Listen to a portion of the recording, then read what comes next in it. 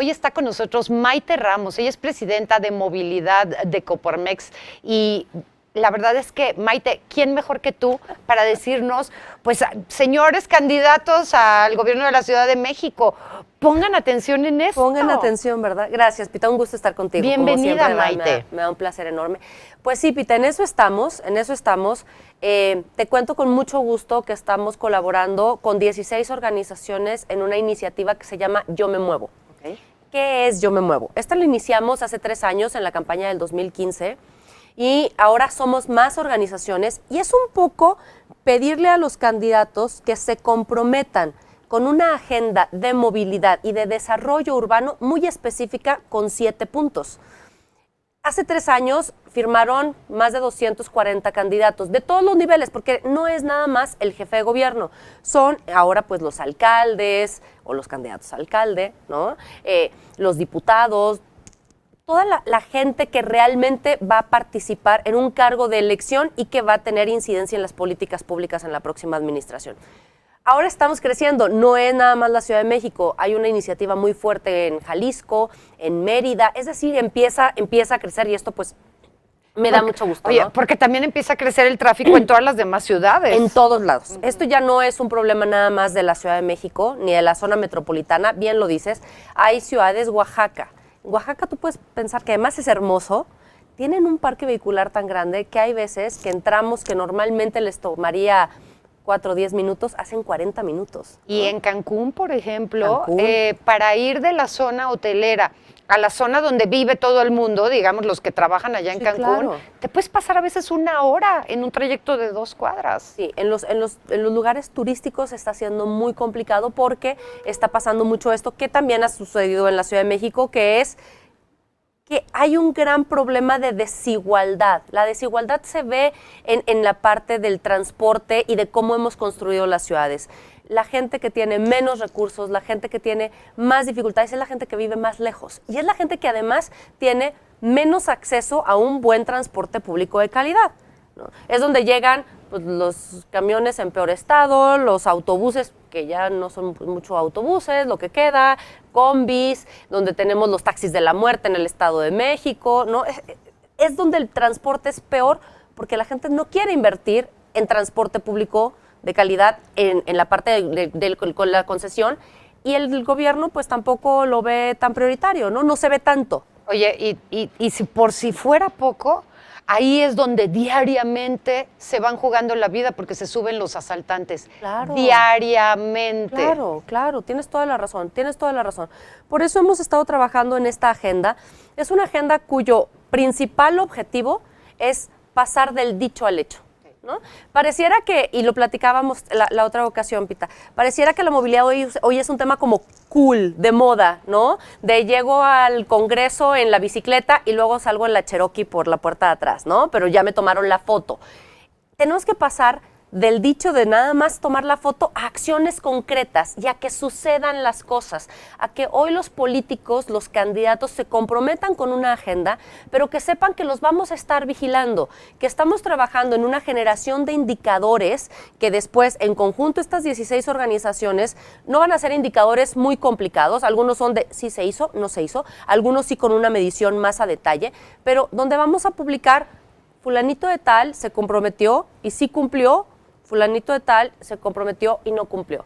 Porque creo que también tenemos una responsabilidad como sociedad civil de decir las cosas como son y de comunicarlo a la gente que está hoy confiando en nosotros, también si se están respetando los acuerdos. Claro, Maite, antes de escuchar estos 7 puntos, ¿qué tecnología o qué metodología utilizan o de dónde se allegan esta información para dar a luz estos 7 puntos específicos? Mira, esta agenda de los 7 puntos se construyó, habemos, te digo, 16 organizaciones de todo tipo, todas somos sin fines de lucro.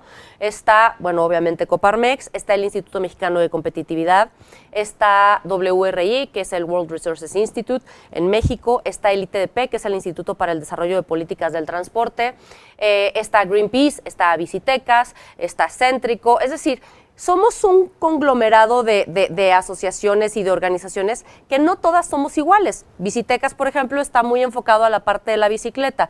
Nosotros desde Coparmex tenemos más el punto de vista de la competitividad. Algo que nosotros pugnamos mucho es el punto que tiene que ver con gobierno abierto y la transparencia y rendición de cuentas, ¿no? Hay otras que son especialistas en transporte público. Entonces, realmente sí hay un trabajo de muchas horas detrás, Pita, de sentarnos a arrastrar lápiz y negociar cuáles son los 7 puntos, que no eran 7, eran 5 en un inicio, pero no hubo forma de dejar 5, nosotros queríamos 5, de decir, estos son los puntos más importantes que puede hacer que la ciudad donde tú hoy vives sea una mejor ciudad para ti y para tus hijos. A ver, buenísimo, listos, estamos listos para escuchar. Van los 7 puntos. El primero, desarrollo urbano sostenible. No podemos hablar de ciudades humanas cuando lo que decíamos, la gente vive cada vez más en la periferia. Y cuando no importa dónde vivas o a cuántos kilómetros, pero tienes tu propia casa, aunque te tome 3 horas o 3 horas y media. Lo platicábamos la vez pasada con los resultados de la encuesta Origen-Destino. Oye, por cierto, cuando fue el debate presidencial, si no me equivoco, todos o casi todos plantearon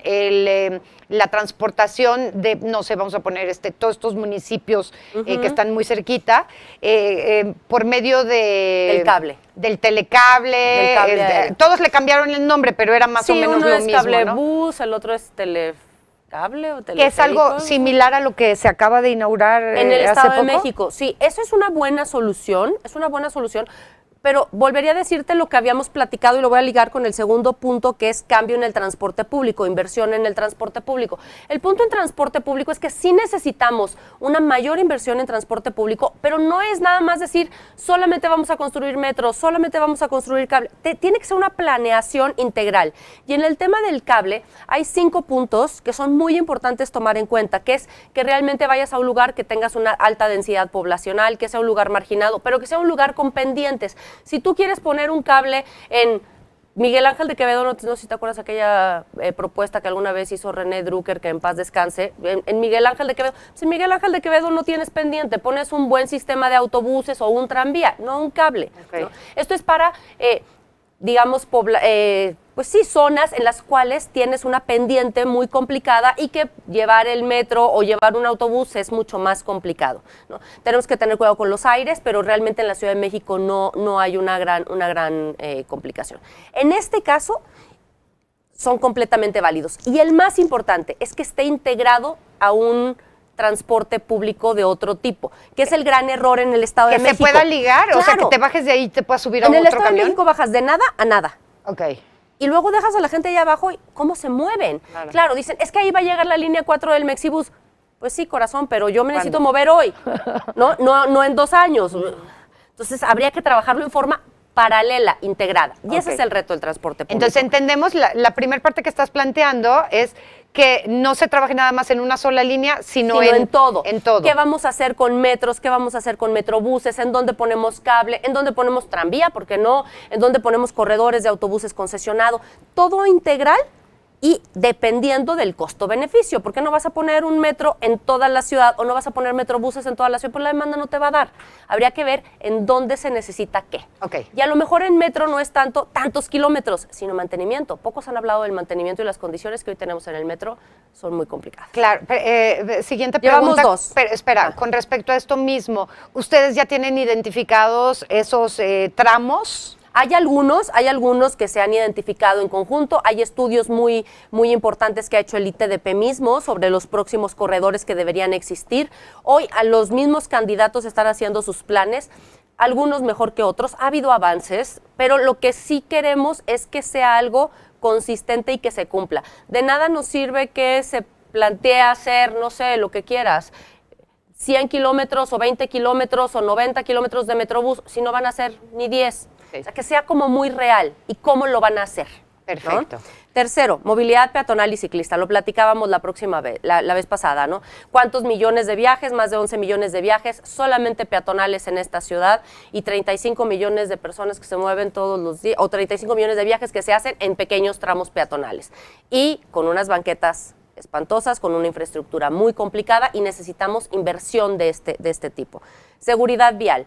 Primera causa de muerte en niños de 5 a 19 años, son los accidentes o los incidentes de tránsito. Ok, nos quedamos en esta, regresamos después de esta pequeña pausa. Maite Ramos, presidenta de Movilidad de Coparmex Ciudad de México, tiene 7 puntos. 7. ¿Ya se los entregaron o se los van a entregar? ¿O cómo no, va a ya ser? los publicamos, se hizo la presentación con todas las organizaciones. Van a ser 2 semanas, todavía no son 2 semanas. Ya empezamos a tener firmas. En el caso de candidatos a jefes de gobierno, ya nos firmó Claudia Sheinbaum y Alejandra Barrales. El día de mañana firma Marco Rascón a las 2 de la tarde y se está revisando con el candidato Miquel Arriola porque sí hay algunas cosas que no, pues de su plataforma que no van de acuerdo a lo que nosotros estamos proponiendo, entonces bueno, hay que platicarlo, pero la invitación está abierta con todos, a todos se les ha hecho la invitación y insisto, no solamente a jefes de gobierno, sino también a alcaldías, pues a lo que son los nuevos cabildos, diputados, a la gente que va a la asamblea, ¿no? Okay. Que también es muy importante. Buenísimo, entonces ¿Vale? hacemos un breve resumen de los 3 Un breve resumen, puntos. llevamos desarrollo urbano sostenible, cambio radical en el transporte público, inversión en el transporte público, movilidad peatonal y ciclista, seguridad vial, ¿no? Es increíble, todos conocemos, Pita, a alguien que ha tenido una persona que ha fallecido o que ha tenido un accidente grave por un hecho de tránsito. Y cuando son prevenibles, porque estos son prevenibles, valdría la pena hacer lo que se tenga que hacer por salvar aunque fuera una sola vida. Fíjate, te voy a contar, en la esquina de mi casa, diario había un choque, pero de estos choques terribles, ¿no? Hasta que un día atropellaron a una señora y murió. Ese día entonces pusieron un tope bastante grande, lo pintaron y todo. Desde ese día no volvió a haber accidentes, hasta que quitaron todos los topes por claro. parejo y empezaron otra vez los accidentes. Mira, yo no sé si es topes, si son reductores de velocidad, si son zonas 30, pero sí tenemos que hacer una conciencia de que hoy tenemos que hacer cosas para que no sea la primera causa de muerte de los niños, los incidentes de tránsito. A mí como mamá de 3 me da mucho miedo que ellos puedan sufrir alguna cosa, ¿no? Nosotros jugábamos en las calles, ¿no? Yo jugaba en la calle, pero no dejo salir a mis hijos a jugar a la calle. No, es una pena. Y desgraciadamente no nada más es el exceso de velocidad, no nada más es te aviento la lámina, ya es una agresividad enorme la que se está viviendo cuando uno va a cruzar la calle como un vil peatón. Claro. Y una falta de infraestructura para poder prevenir el tema de los accidentes viales. Nada más para cerrar este punto, cuando decías, no sé si reductor, no sé si tope, no sé si... Tal vez en cada lugar lo que corresponda, ¿no? Exactamente, por eso te decía, habrá lugares en los que los topes es una buena opción, otros que se le quite un espacio de un carril para que esto force al automóvil a bajar la velocidad, sobre todo en las curvas, ¿no? Que es donde también suceden muchos incidentes. El tema de la tecnología, ¿no? Yo sé que no nos gusta que nos pongan las fotomultas, yo lo sé, a nadie nos gusta. Pero pues si quitamos el pie del acelerador, no nos van a infraccionar. Y sí hay una gran contribución para disminuir o eliminar los incidentes de tránsito. Yo nomás les digo, cada vez que le aprieten al acelerador, piensen qué pasaría si pasa en eso una señora con bastón, un niño detrás de una pelota, una señora con su perrito, una persona en bicicleta. Exactamente. ¿Cómo van a vivir sabiendo que por acelerar, por traer prisa, maté a alguien, ¿no? Y piensa cómo puede cambiar tu vida y la de esa persona, y qué pasaría si esa persona es tu familia. Ah, claro. ¿No? Que ahí cambia totalmente. Punto 5. Punto 5, reducción y optimización del uso del auto. Sí, señores, el problema de esta ciudad es que hay 6 millones de coches en las calles. No cabemos. Necesitamos disminuir el uso del auto ligado a lo demás, a inversión en transporte público, a no vivir tan lejos, tener unas mejores ciudades, pero sí, regresar a la política de gestión de estacionamientos, empezar a platicar qué pasa con las tenencias, ¿no? La Ciudad de México dejó de percibir más de 6,000 millones de pesos por el tema de las tenencias, porque hoy la gente pues emplaca en Morelos y no paga absolutamente nada, pero también eso nos tiene un problema de seguridad, porque pues no hay un padrón, ¿no? Si a ti alguien te atropella o te causa un choque o lo que sea y trae una placa del Estado de México o de Morelos, es mucho más difícil porque además no hay coordinación metropolitana, que es un gran tema, y no existe hoy en día, dicen que ya va a haber que se van a pasar las bases de datos, pero al día de hoy no está funcionando. ¿No? 6, gobernanza efectiva. Y regreso al ejemplo de las fotomultas. Las fotomultas han sido cuestionadas más por un tema de transparencia, porque la gente no sabe a dónde se van los recursos, cómo se cobra, no tanto por la infracción per se, sino porque a veces hacemos cosas buenas, dirían en mi pueblo, ¿no? Pero que parecen malas, ¿no? Siempre nos decían las mamás, no hagas cosas buenas que parecen malas. Y aquí nos ha costado trabajo eso.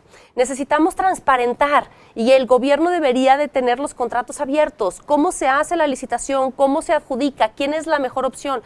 Si tú generas confianza en la gente y tienes transparencia y rendición de cuentas, vas a hacer que la gente pueda confiar en medidas que a lo mejor no son populares, pero que va a entender por qué y no va a pensar que es pues para 1.532 cosas que no necesariamente son. El fondo del taxi, la movilidad y lo que sea, ¿no? Uber ya declaró, ahora que hablabas de Uber, que ya depositó 200 millones de pesos. ¿Dónde están? Sí. Nadie sabe cómo se están utilizando esos recursos.